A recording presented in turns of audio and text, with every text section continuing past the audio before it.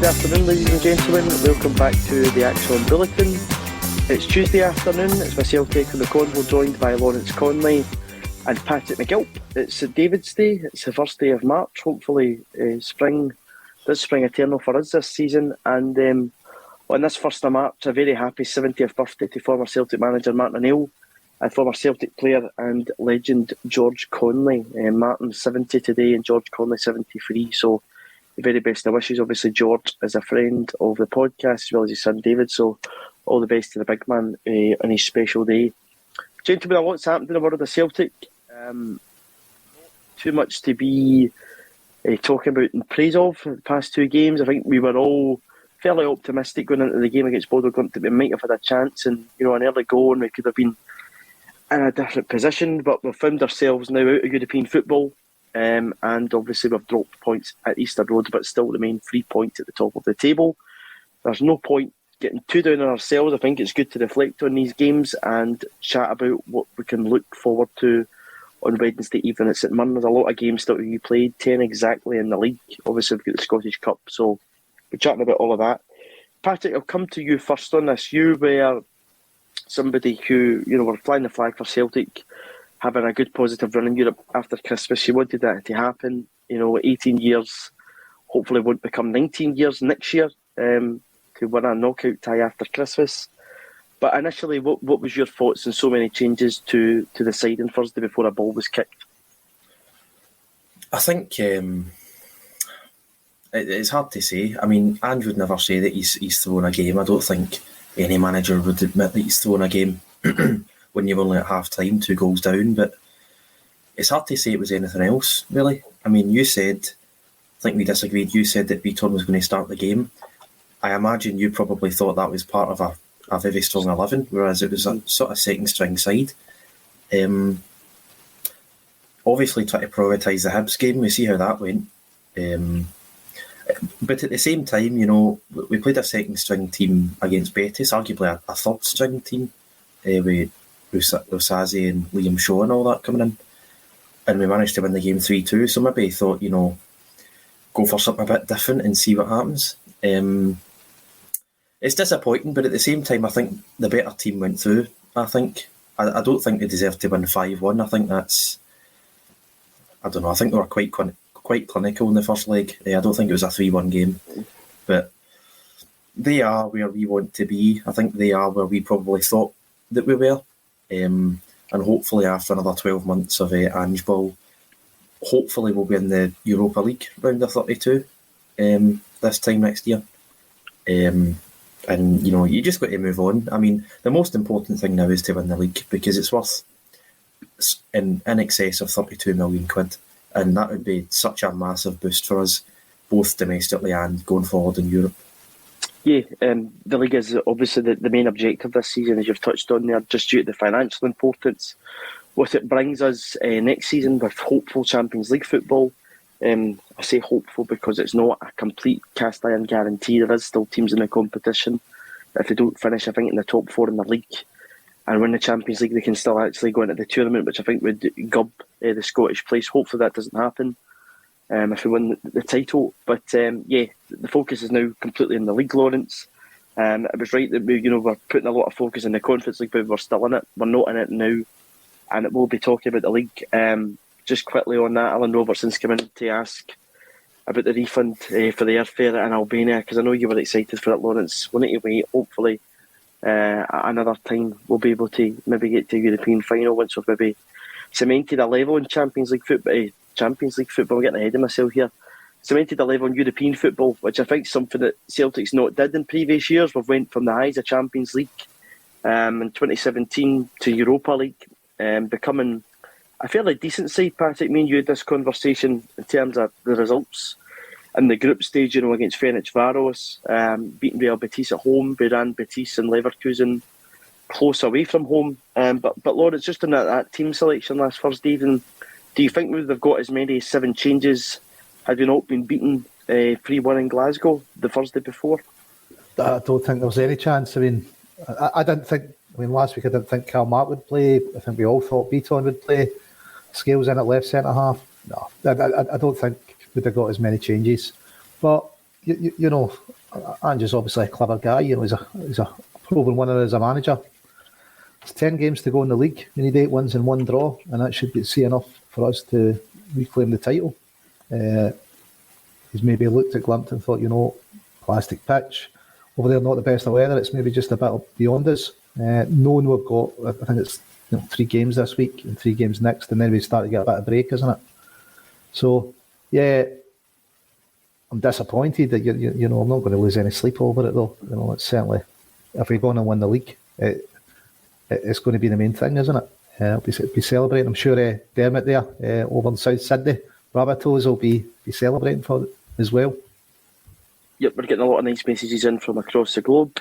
Your comments are very welcome. Please get in the chat. We'll just be closing this up probably in Bodo. Then we'll be talking about Hibs at the weekend. We're talking about St Mirren, Livingston. There's obviously an elephant in the room which has come out in social media in the recent past few hours, which I think we need to have a wee chat about too.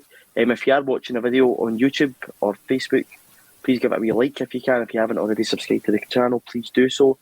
Patrick, I'm going to come to you on this because the European journey is now officially over for Celtic. We started off against Midtjylland in the Champions League. You were one of the lucky devils that get into the ground, and it was, 500 or something then? It seems like so long ago when we were all... Was it not 500? Was it less than that? 9,000. No, Preston was 2,000 and Midtjylland was 9,000. Sorry, I'm getting...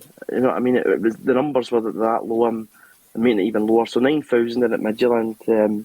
I wasn't jealous, of course, of that. You getting back to Celtic Park before me, but... Started off in Midtjylland. We were nowhere near the point that we are now in terms of squad and players that we had.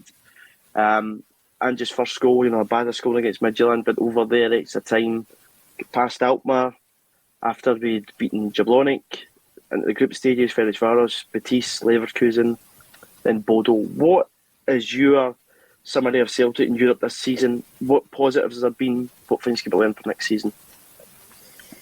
I think we probably... I don't think we had any right beating AZ Alkmaar in those qualification games. I think we really, really exceeded expectation there. When you think back just how poor we were, I mean, it was kind of still Neil Lennon's team, apart from maybe Abada, Kyogo and then the back four. I mean, I think Stephen Welsh was a regular in the team back then.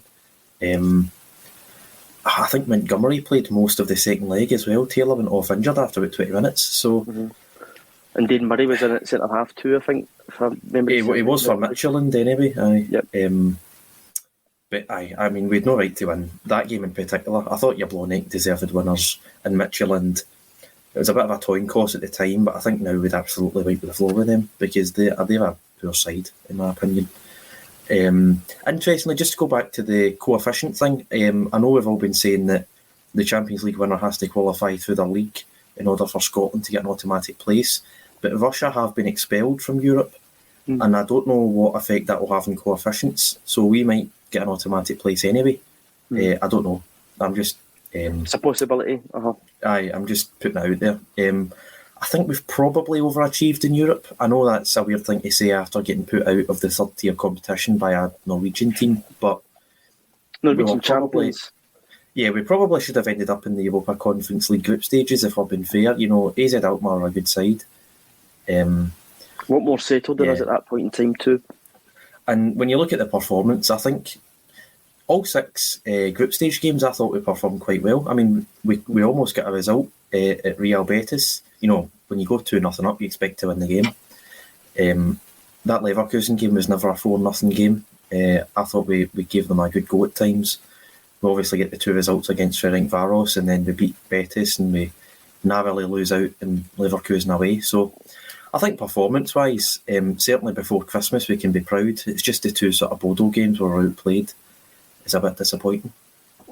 Yeah, I totally agree with you on that one. I think from the perspective going back, obviously we were on here talking at that point in time when we played Midtjylland and then get through to play Alkmaar. Lawrence, what's your summary of it? Because I would agree with Patty in that probably at that point we had no right to be in the Europa League group stages. If you look at what we played against that AZ Alkmaar side at that time, they were far more settled than us. We got into the group stages, we ran by a Leverkusen who I agree with Ange Postecoglou in that I would class as a Champions League team, very close over the 2 games. I know people say it was 4-0 at Celtic Park. It wasn't a 4-0 game for me. what's been your summary of Celtic in Europe this season, and what lessons can be learned for next season? That I think there was flashes of brilliant, but too far too soon. It was. You saw the whole of the moon. I thought you were going to burst exactly, into mate. But it's I'm just starting to build the team, and you're seeing it in flashes. I think that away against Betis, that's a top team to go 2 up, but it's sustaining it over 90 minutes, isn't it? That's the issue. Can we sustain it over 90 minutes? And Europe's absolute bonus. Yeah, we'd like to go and win something, but it's regaining the Scottish title, isn't it? That's the main thing this season. In fact, at the beginning of the season, I think we'd all said just rebuild, decent season, be in touch around about this time of the season. We've already got a cup in the bag. The treble's still on, even if Patrick and my trip, courtesy of yourself, to Albania on the 25th of May isn't. But, I think Patrick and me are disappointed about that, unless you still want to provide the tickets and the accommodation in the Presidential Palace. But the main thing is just the league. Watch it in the big screen. Yeah, watch it in the big screen. Well, I think your Presidente would just have Celtic DVDs on. I don't even think he'd bother watching. Well, I'm hoping if we get the Scottish Cup final to be at the Scottish Cup final, as long as it's not played down under or somewhere else in Europe or something. But we will get to that later on. Tony's come in from Paul. I've not seen Tony for a wee while, so I'll go to Tony. I know Tony quite well. One of my fellow travellers on European Celtic away trips. Hopefully get back to them next season. Well, just kind of finally on this point, because I think it does tie in with Sunday, Patrick, I come to you on this one. Did the 7 changes on Thursday reflect on our squad depth at this time too? That players come into the side and don't look anywhere near their counterpart. I even think about James Forrest in this one. I know the conditions weren't the easiest to be playing in on Thursday. That probably could be used as an excuse for some people, but so far, Raith Rovers, Bodo Glimt, when we have rotated, you've seen the lack of depth and the lack of quality at times, haven't you? You do. You see this sort of drop-off. It's the reason, I think it's probably the reason that people like McCarthy and Beaton probably haven't seen as much starts as other players. O'Reilly's 21, comes right into the team. It's because he can keep up with the tempo of play, he can press players, he's a really good pass with the ball. Beaton and McCarthy are very good holding midfielders, defensive midfielders, but the way that we play our football, it just doesn't suit them. And especially against a team like Bodo Glimt, who arguably play faster than us, more crisp passes and stuff. It just doesn't suit us. When we're holding on to leads, I think that's the time for Beaton and McCarthy to come into the side. Maybe a tough game against Livingston or Aberdeen when there's a real battle to be won, Hearts or something. But it shows we do have depth. These are quality players, but it's just a lot of the games and a lot of the styles that we play, it just doesn't really suit them. On Forrest particularly, Forrest I think he's 31 in the summer. He's not kicked a ball for Celtic for 2 years, and we've got 13 games left this season. I mean, if you're managing contracts in the squad... Don't be like North Dundee United now. Come on, I've told you about this. Don't get ahead of yourself. I had us playing 4 European games this side of Christmas. Somewhere between 11 and 13 games. Mm-hmm. And if you're managing contracts properly, you either give him a new deal or you sell him. So, in my opinion, he's got 11 to 13 games to save his Celtic career. I think that's a fair summary on it as well, because, Lawrence, you touched on the word rebuild earlier. A rebuild isn't just about the team that's in the park, it's about trusting a squad, it's about trusting a system. Obviously, the manager fought last Thursday. He could trust players to come in and play the system. It didn't happen. You could see that. My old boy, who's on holiday in Lanzarote, is coming in to say all the best on Lanzarote too. He was one of the optimistic voices that I heard on Sunday when I came out of Easter Road. I was in Middleton's pub in Easter Road when we came out. But Lawrence, what was your assessment first of the game on Sunday afternoon? Listen, it's a bit flat. They didn't really trouble us, but how much trouble did we put them under? They're still lacking a bit up front. But what's it? 22 points from 24 since the break. I find it really hard to be so down in the team. Luckily, another team found it's not easy to win with a 2-0 lead. So we've not really lost anything. We've just ticked a game off in the league. You know, if we win 7 from 8 out of, you know, and draw 1, that's kind of great form, isn't it? So, yeah, it was disappointing. We really need to get that bit of energy back. Hopefully we'll have a few more players coming back in. I think St Mirren at Celtic Park's probably the best team for us to be facing. You know, they've got Robertson in, Jim Goodwin's off. Hopefully, you know, we can get a few goals and put us back in a happy place, keep us top of the league when we go to the Macaroni Arena. It's yeah, you know, Hibs games will happen during the season, but it's a draw. You know, we're still top of the league. Hibs game will happen in the season, but we're still top of the league. Patrick, I would tend to agree with Florence in that. I think it's the context of the whole season, though, that because of drop points elsewhere, including at Celtic Park, you know, think back to the 0-0 draw against Livingston, etc. You know, under Brendan Rodgers, I don't think it'd be correct to say that Celtic actually never won at Easter Road in the league. But what's your estimation on it? Because I think there is going to be bumps in the road in these next 10 games. It's just about picking yourself up and dusting yourself down for this game to win a right against St Mirren. You can't get too head up about it. Yeah, you just sort of need to move on. I think it was October we played Hibs away last, and that was our first one at Easter Road since I think February 2014 when Van Dijk scored that free kick. We won 4-0. So that's... I don't even think Dyla played against Hibs, did he? I don't think they're in the top division. But I mean, that's... Don't think so, no. That's Rodgers and Lennon that you're talking about there. So it's a tough place to go, certainly for Celtic. I think we've probably just done enough to win the game. Abada should probably score one of his 2 big chances. Certainly the second one, the one sort of towards the end of the game. The keeper makes a really, really good save. I think we're quite unlucky. But yeah, you just need to dust yourself off, move on. You get 7 points out of 9 so far. You're still 3 points clear. It's not a bad record against Hibs. As you say, it's just those 4 losses at the beginning of the season that, you know, the 3 losses and then the draws against, you know, Dundee United and Livingston at home. It's just the sort of disappointment against teams that you maybe shouldn't be dropping points against. But, you know, I think we'd have all taken this position at the beginning of the season, especially after, you know, that game at Tynecastle, where we couldn't buy a win to begin with. But I think you're right in what you're saying. You know, St Mirren at home, one of the best teams you could get at the minute. I think, you know, they've just lost a manager that they quite liked, who was doing quite well for them. They don't want to be in the position that they're in. Just need to show what we've got. I think a good performance is vital, because I don't think we've been playing that well the last 2 or 3 weeks. So a good performance and a couple of goals. I just want to bring in one of the commenters. Danielle comments all the time on a Tuesday, so good afternoon to her. She is pulling you up for your comments in James Forrest, Patrick, and that he scored the goal in the League Cup semi-final. What would your take be on that? Yeah, he did score that all-important goal, but I wouldn't say that's probably enough to seal his deal and a new contract. What's your take on that one, Patrick? I don't think it's worth $20,000 a week for the next 2 years. I don't think that's... you know, Cher's right. I mean, he did put us into the cup final, but, you know, we wouldn't have necessarily lost it had he not scored. You know, someone else could have scored a chance later on, could have won in extra time, you know. I just think he needs more than 1 goal to earn a new contract. Not only that, even if he does play well the next 11 to 13 games, he is going to be 31 next season, and he's a winger. You know, wingers in their 30s, they lose their pace. They're just not the same players. You know, you could maybe convert them into some sort of midfielder. But I just think, you know, everyone has their time.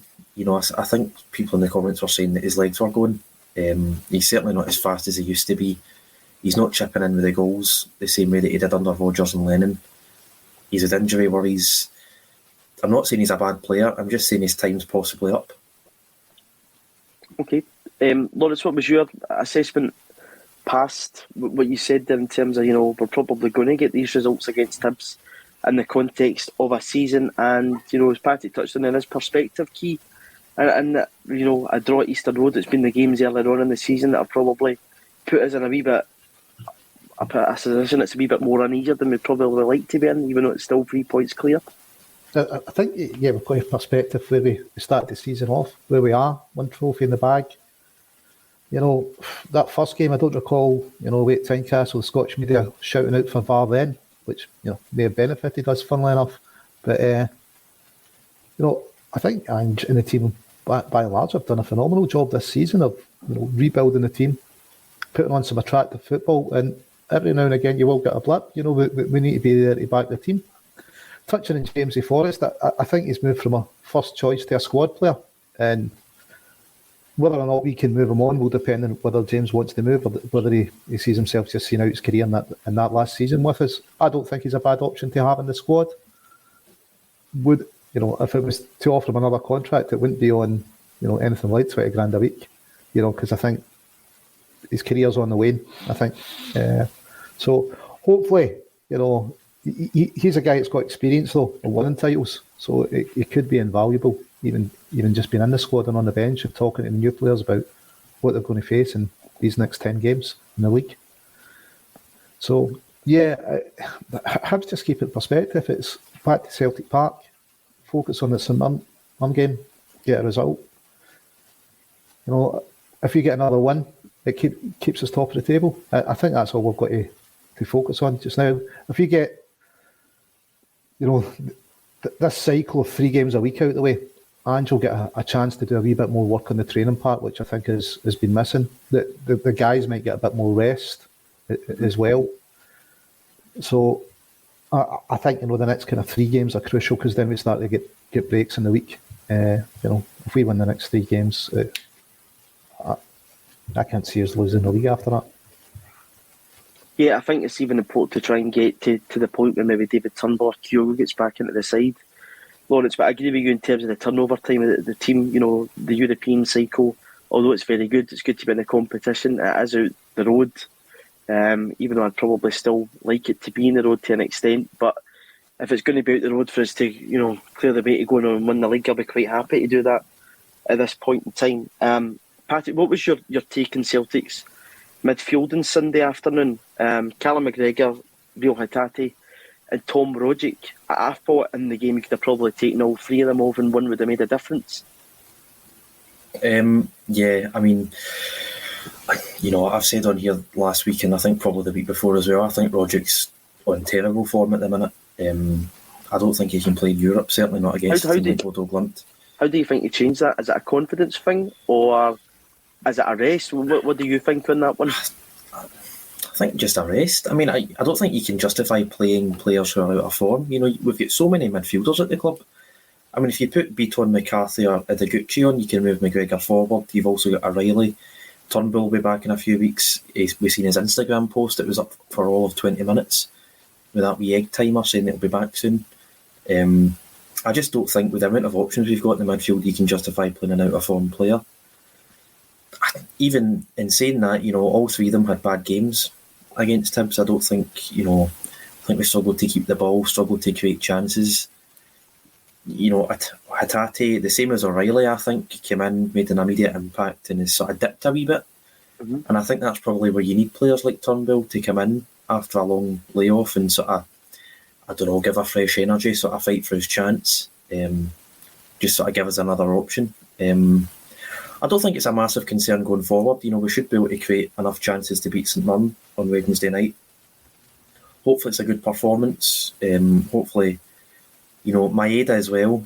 I think, crossing it into him, we're doing him no favours. I know he's not been on the best of form recently, but, he had played a full season. He's started another half season with us as well. I don't think we're playing to his strengths a lot of the time. So there's a lot of things that we can hope to see improve on tomorrow night. And I think I would personally drop Rogic but stick with Maeda if I was a manager. Lawrence, Dyson Maeda, his goal scoring record, assist records that's coming in the door at Celtic has been, very, very good, very consistent, scored goals. He's a player that the manager knows very well. We've saw him featured on the left-hand side, we've swapped wingers, we've seen him on the right-hand side, and then we've saw him up top. Not just him, Georges Giacomakis or Kyogo Furuhashi. How important is that midfield free and giving the striker a platform? Because I thought on Sunday, trying to play long ball football to Dyson Maeda, isn't his game. Porteous is going to win the ball any time in the air against that. You need your midfielders to be creative and have that, that spark. Rogic, the last time he played at Easter Road, was unplayable until he went off injured. How important is that midfield free to what we do up top in our set-up and system? Listen, it's essential that we get quick, accurate transition, and I think Patrick touched on it. The amount of stray passes was uncharacteristic for all three in the midfield, and I think that's where it breaks down when we don't transition quickly and put them under a bit of pressure. I know they were sitting a bit deeper. Tommy Rogic, since he's come back with his travels with Australia, we used to say is the guy a 90-minute player. Can he do 90 minutes? Well, he's proven this season he can. But 3 games, and with Australia looks to have taken its toll a bit. And I think whether it's Turnbull coming in, for me, I think O'Reilly's probably made that position. He's I would say his first choice from what we've seen of him so far, in the form that Rogic's in. It leaves McGregor and the other positions up for grabs. Touching on Maeda, I think Kyogo's first choice when he comes back. I don't think Maeda or Giakoumakis have done enough. And actually, second choice striker for me is probably Abada. That's kind of interesting. I know Giakoumakis got his hat-trick against bottom of the table Dundee. I thought he had a crack in 60 minutes against the Rangers. You've got to judge him at the top end of the table against our harder opponents. So, yeah, the midfield's lacking a wee bit, but so is the front line. But some of that could be tiredness. Touch on it, the Japanese guys are a season and a half in without a break now. It's got to have an effect, and so is 3 games a week. So maybe going out of Europe's going to be a wee bit of luck, and I'll let the guys recover. But I'm hoping one of the strikers, whether it's Giakoumakis or Maeda, can actually nail down second choice striker, if not first. Because I don't think, from what we've seen so far, they're going to hit Kyogo levels. But, you never know. Big Giakoumakis could silence us all and score hat-tricks in the remaining 10 games, and they'd all be very happy.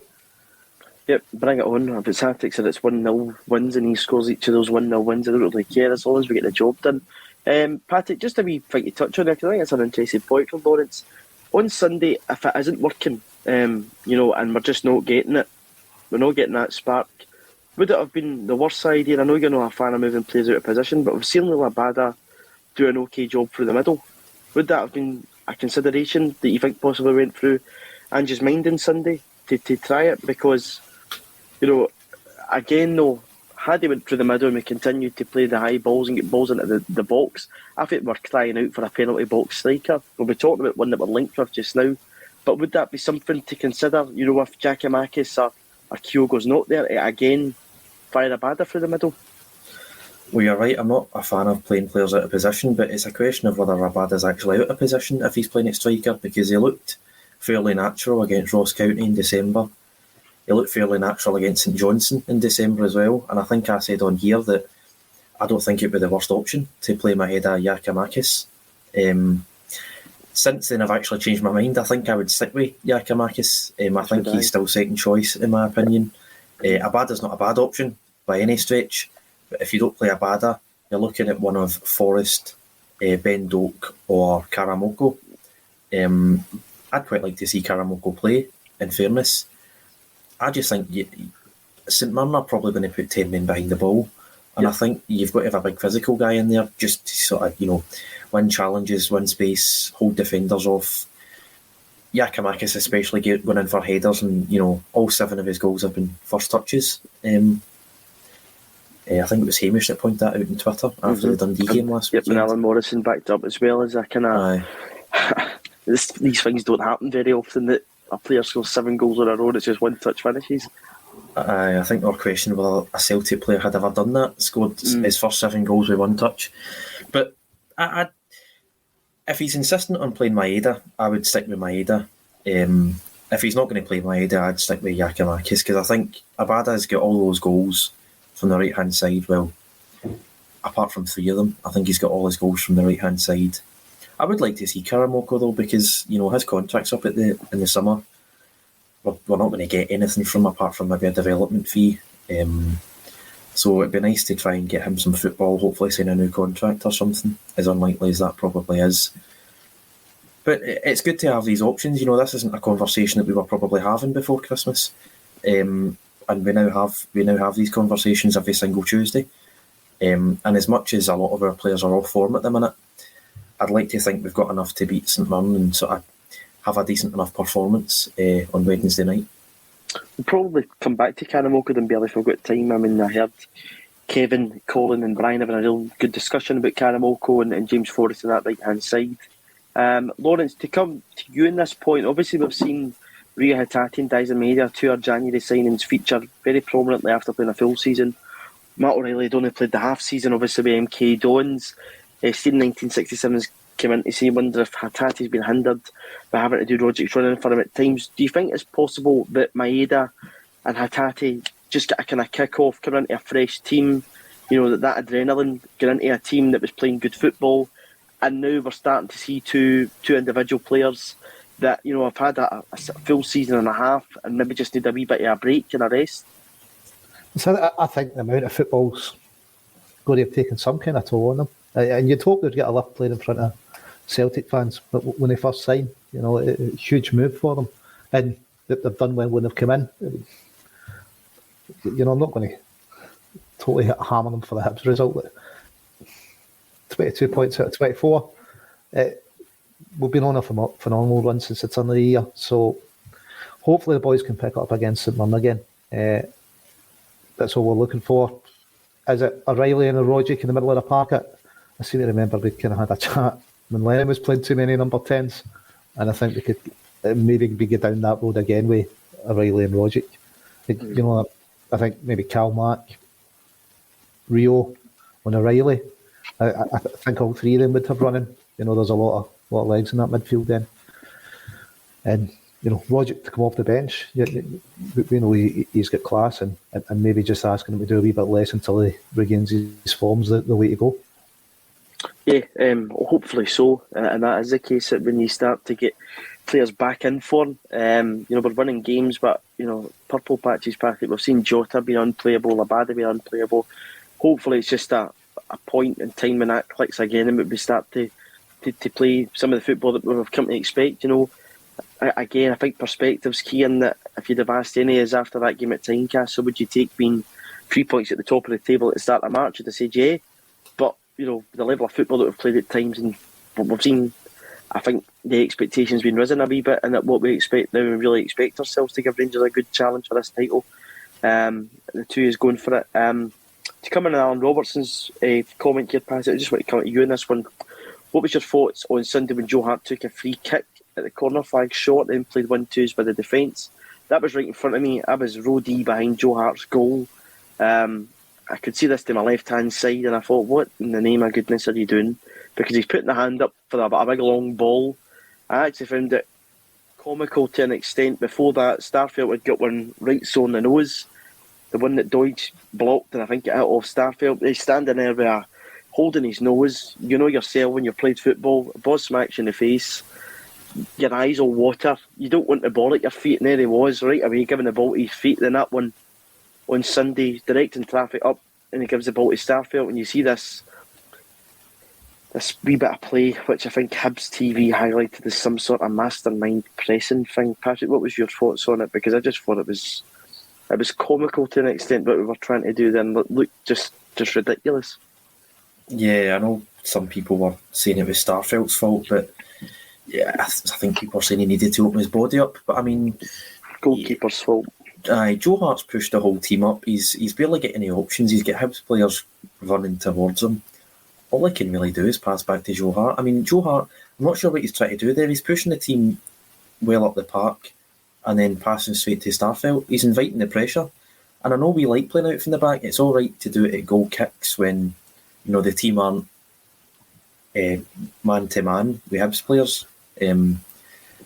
But I think it was daft from Hart, if I'm being honest, to push the team up and then take a short goal kick. It's not something you do. No. I don't think it's particularly impressive from Hibs either. I'm not sure why they highlighted that. I think they get a bit of a slagging on Twitter when they tweeted it out. They played a really low block. I think, you know, in terms of anything forward in the game, it was probably one of the highlights if you were a high beam Sunday. I think they only had 2 shots, and I don't think either of them were on target, so that tells you everything.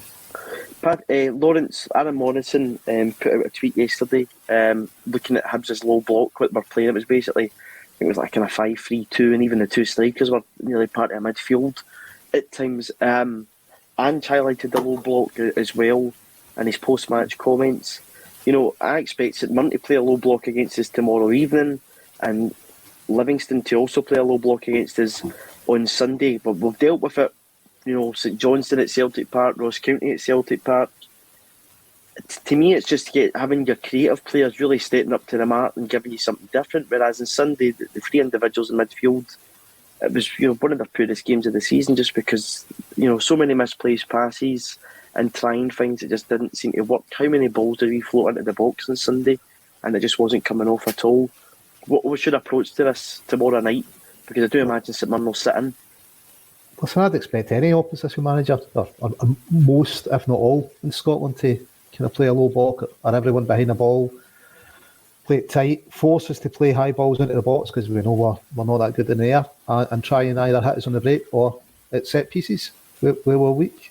You know, it's not rocket science to see their game plan, but then again, you know, Ange plays the same style, trying to open them up. And I think it is, we just didn't get weighed enough of the ball. You know, we had no shots on target. We just didn't get that wee break of the ball, or that little spark. You know, Patrick's touching it. Could have Abada maybe put one of his away. The keeper had a cracking save. You know, then Maeda's given offside just as he's pulled back. It's, yeah. We've dealt with it more often than not, so I think this team has got a way of dealing with it. I think maybe Yota's not been as impressive as late, who was giving us Fury sparks early in the season. Mm-hmm. He's maybe snatching at chances as well now. I think he's just kind of desperate to get a wee bit of form back. But listen, we've been facing it, I suppose, even since Rodgers came in. People just get everyone behind the ball, and it's up to us to break them down, and that's what we're going to face. So I think the key to that with Ange is just, you know, keep going, keep believing your football, get the speed of transition, try and get them turned, you know, catch them when they're out of position. Sometimes, I suppose it was Dundee earlier in the season, wasn't it? Big Cameron Carter-Vickers with his deflected shot that gets off. Ross County. Yep, it was Ross County. Sometimes you need that. You need to take a shot, and maybe that's what we're missing. You know, with Turnbull, he's got a willingness to take a shot outside the box, and maybe it's not so clear. But you know, sometimes it's a second, a third ball from that you're picking up and tucking one away. So, yeah, I fully expect Stephen Robertson to get everyone behind the ball and just try and hit us on the break or at set pieces. Yeah, it was a disappointing result at the weekend for St Mirren, 2-0 at home to Hearts. Obviously, the player sent off earlier on in the game. Patrick, I do imagine Stephen Robinson will tackle the game against Celtic much differently from a home game against Hearts. One player who was warming up on Sunday in front of me again was Yusuke Ideguchi, who was one of our January recruits. We've seen him come on against Hibs at Celtic Park in that first game back after the January break. Of course, he started the game against Alloa and had to go off injured after a very poor challenge on him. And then, due to the amount of players that you could register for the Europa League, as for the Conference League squad, he wasn't included in the squad, so I've not seen him in either of those games. When do you think we'll possibly see Yusuke Ideguchi? Because we'd spoken time and time again, not just ourselves, everybody else in ACSOM, about the squad, about, you know, it being light on the ground. But here was one of our January signings who we're yet to see feature past the game against Alloa. Had it maybe not been for injury, we would have seen him more. When do you think his time is to come on? Because, you know, somebody had mentioned in the comments earlier about McGregor. We would like to see him go further forward a wee bit more. You know, would Ideguchi coming on Sunday have been the worst thing for us and let McGregor go forward and take one of the guys off in midfield? I don't think so, no, not at all. I mean, we needed some sort of spark on Sunday and it never really came. I know we only made that one sub with O'Reilly coming on, but I don't know, it's a difficult one. Ange likes to play with, you know, a sort of creative 6 and then 2 8s in that midfield, and do we need a holding midfielder against St Mirren at home? Probably not. It's difficult to see where any of the defensive midfielders actually get their time, apart from coming on when we're 2-0 up, 3-0 up to try and control the game. It really is. It's quite baffling, really. I mean, you've got Sorrow, you've got Beaton, McCarthy, and then you've got Idaguchi, those sort of 4 defensive midfielders. You've got Scott Robertson. I think he's more of a box-to-box player down in England just now. Liam Shaw as well, who seems to have annoyed a lot of people at the weekend. I think he's actually more of a creative player. I mean, I've not seen a lot of him, but he's more box-to-box as well, like Robertson. He's in that kind of mould. I mean, I don't really know, is the honest answer. Not really sure where he fits the system, which is quite strange because he's quite obviously an Ange signing if he's from Japan. I highly doubt one of the Celtic scouts were looking at him. I don't know. It's a difficult one. Hopefully we'll be 3-0 up against Livingston on Sunday and he can come on and try and calm the waters. Just need to watch it for the wee bits of tyre that go into your boots and playing in Astro pitches. I know you do as well. Grass is still king to the Astro. Lawrence, what's your thoughts on Yusuke Idaguchi? Because as I say, we'd all about the importance of the January transfer window, how important it was to get bodies in the door. He's now back from injury. When do you think we'll see him? And again, do you think he could have been an option to bring on Sunday to push players forward? Could have been an option. I mean, I think Callum's not looked as sharp, so yeah, he could have brought him on. It's going to be hard for any defensive players. We know Ange likes to change his front three or his attacking options. Those are the guys that are kind of doing the pressing and doing the most work for us. So it's going to be hard to see when he comes in. I mean, touch wood, we don't get any more injuries, but there's still a quarter of the season to go. So I would expect us to face some more just based on what we've had this season. So, yeah, look, we've not seen a lot of Gucci to know how good he is. I wouldn't put my head a beat on what I've seen. If it's going to be a defensive midfielder coming in at rather than beat him, come in as defensive midfielder. Sorrow, I'd almost forgot that, was in the squad. And McCarthy's still there as well. So, yeah, the defensive guys are going to struggle for minutes, I think. So, I don't know. Maybe it's kind of next season for him. I don't know how bad his injury was. It kept him out for a few seasons. Maybe he'll have benefit for the rest. But defensively, I think we've got more than enough cover at the 6. I can't see he's ever really needing 2 defensive midfielders to start a game. As Patrick said, maybe closing it out 2 or 3 up, you'd maybe want 2 on. But we've got more than enough defensive midfielders. And I don't think that's really where we've been misfiring, is it? It's it's up front in the creativity where we really need something different. I'm not too sure. Is he any good further forward? Could he do something? Who knows?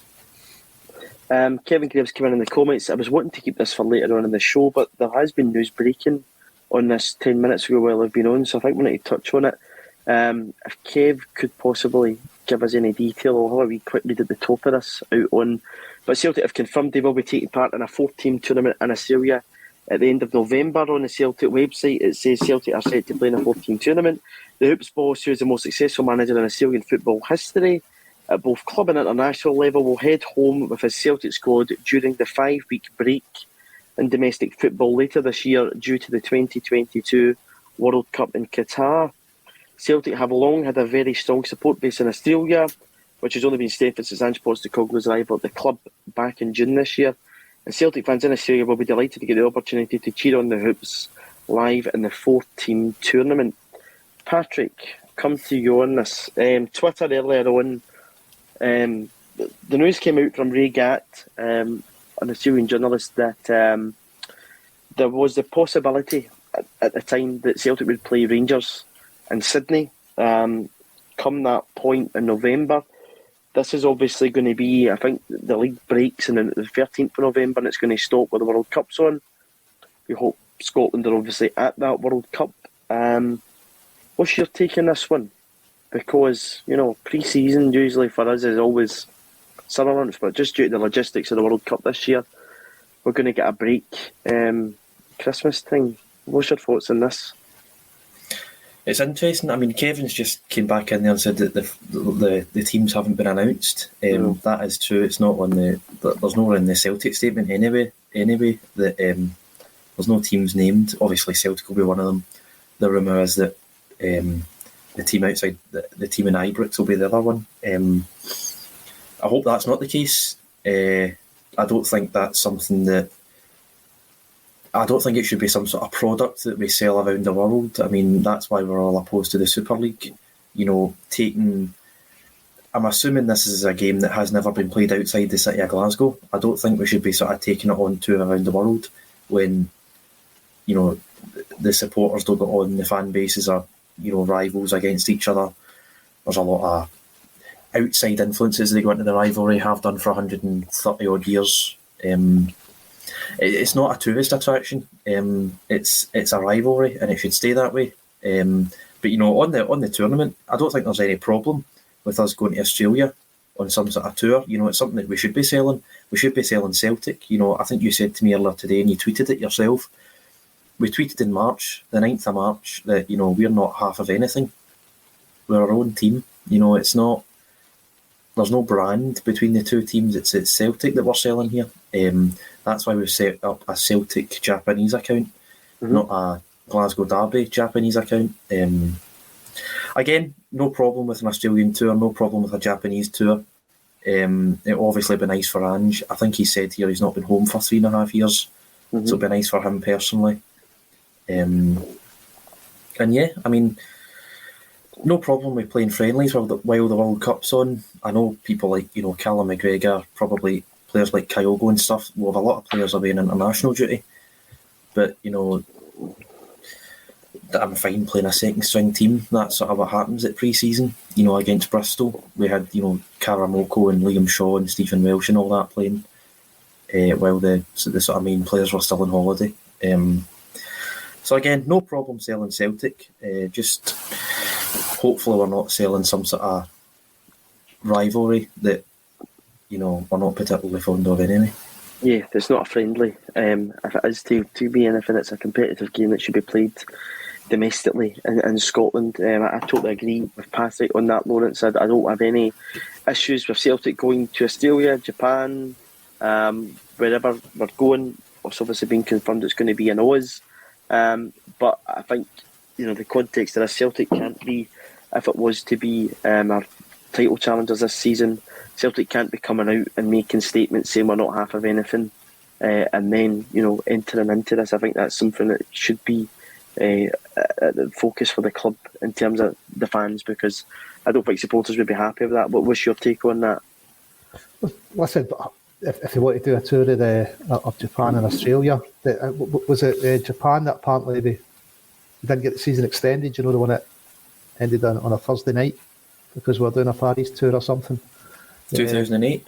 Yeah, that's it. So, look, no problem with them doing it. You know, playing, you know, if that other team's part of it, it's not a team you really want to associate with. You know, there's a lot of negative press go with them. Have we played them outside of Glasgow in the 10 years that rivalry's been going? I don't think so. But it's not something I'd want to you know, there's a lot of things comes up in that game when both sets of fans are there that, you know, I'd probably rather didn't come up. You know, I mean, the last derby was a lot more enjoyable than previous ones where there's been visiting set of fans there. So, yeah, I hope Celtic realise we're the marketable commodity in Australia and Japan, and I don't think the other team are.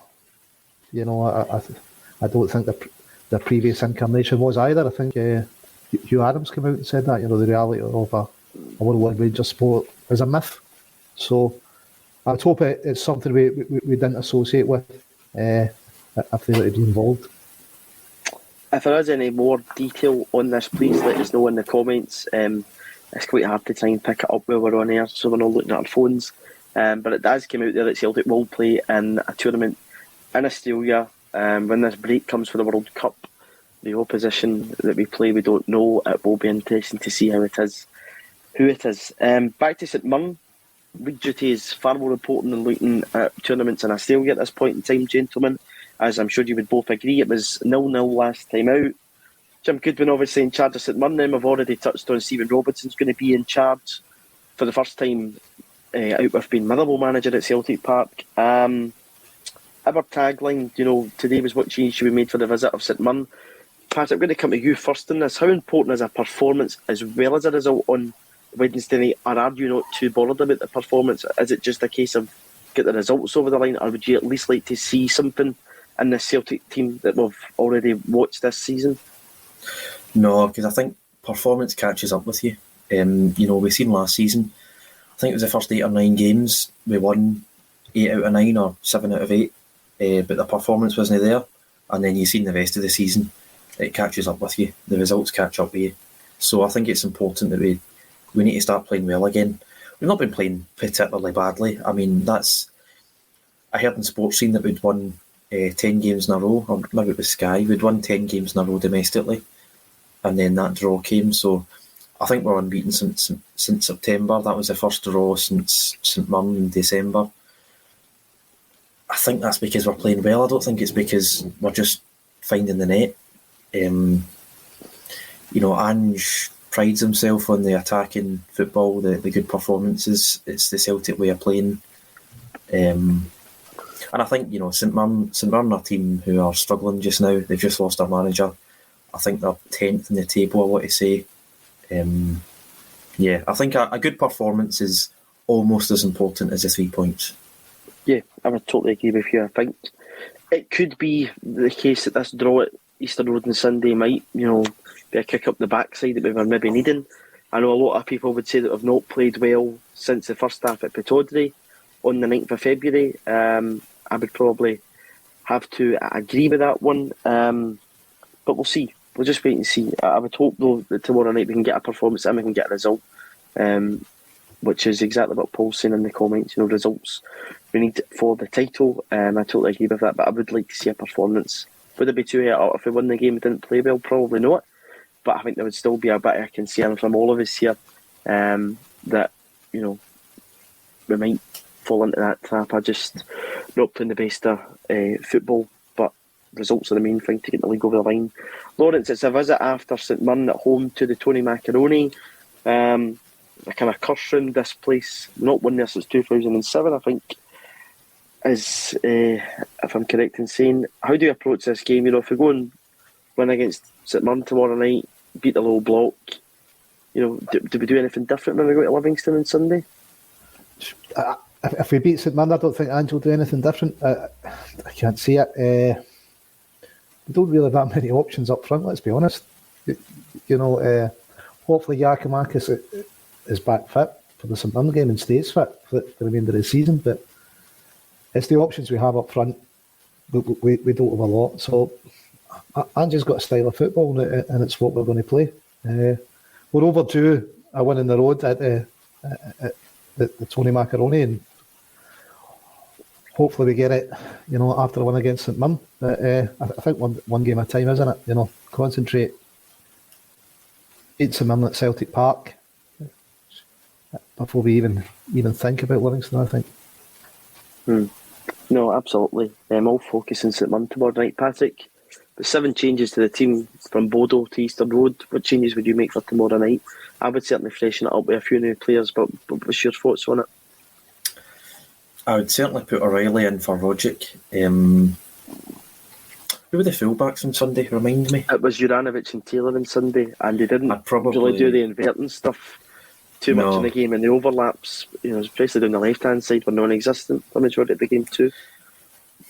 I think left back could be a problem, and the more it's a problem, the more obvious it is to the guys with the money that we need to fix it. But at the same time, we do need to win football games. So I would I'd probably stick with the same team, but put O'Reilly in for Rogic. I could understand playing Giakoumakis if it's 0-0 at half time, or if we somehow find ourselves behind at half time, I'd put Giakoumakis on for the second half. But I'd probably stick with Maeda up front. So just the one change, personally. Okay. I think it depends with, Jacko, and that, the manager said he had an illness at the weekend. We don't know what type of illness that is. Don't want to make assertions of what that is. But if he feels fit and ready to play, I would stick Jacko back in, because I think, at times if we're going to play the kind of football that we did on Sunday, balls getting thrown into the box is the type of guy that you want in there, as you've seen against Dundee, Lawrence, in that game. What about you? Would you make any changes for the team? Would you bring Ralston back in and stick Juranovic over to that side? Ralston. But I'd leave Taylor, but bring Ralston back in. I think he brings a bit of impetus and a bit of drive that's missing when he's not there. And I think we kind of need someone really push it on. You know, I think Juranovic is a better footballer, but definitely bring Ralston in. Midfield, yeah, a Tab Logic on the bench, I think, and a Riley in. On the wings, you know, Yotta's been a wee bit off the boil. I might be even started to be having a look there and going, you know, could we play a Bada over there or Jamesy there and a Bada right? I just think Yotta's been off it. Play a Juranovic up. He's played in that front three before. Not that I would fancy it, but it's an option too if you're going to throw fire balls into the box again. Could play Maeda wide and Giacomakis through the middle and a Bada on the right. So I'd seriously, yeah, I'd get Ralston and I'd maybe, you know, O'Reilly for logic, and I'd have a look at Yotta and see what he's giving us in training, and yeah, I'd maybe be looking at Maeda out there and Giacomakis through the middle.